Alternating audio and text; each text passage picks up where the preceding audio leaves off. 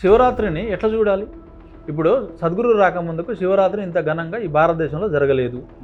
కానీ అయినా శివుడు అంటే, ఆ మహాదేవుడు అంటే మనకు అత్యంత ప్రేమ, అత్యంత అభిమానము. మనకున్న స్థాయిలో శివరాత్రిని చేసుకున్నాం.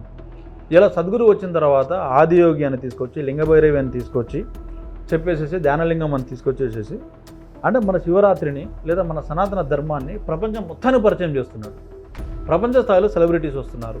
దాదాపు 70-80 దేశాల్లో హిందూ ధర్మం తెలుస్తుంది. అంటే దీన్ని తప్పుగా చూడాలనా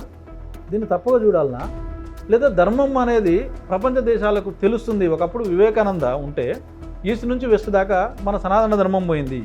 ఇలా సద్గురు రూపంలో కూడా మళ్ళీ అదే సనాతన ధర్మం ఇలా మళ్ళీ భారతదేశం నుంచి ప్రపంచ స్థాయికి పోతుందని ఆనందపడాలనా, లేకపోతే దీని ప్రమోషన్ అని బాధపడాలనా? ప్రమోషన్ జరిగితే, మంచికి ప్రమోషన్ జరిగితే తప్పేంటి?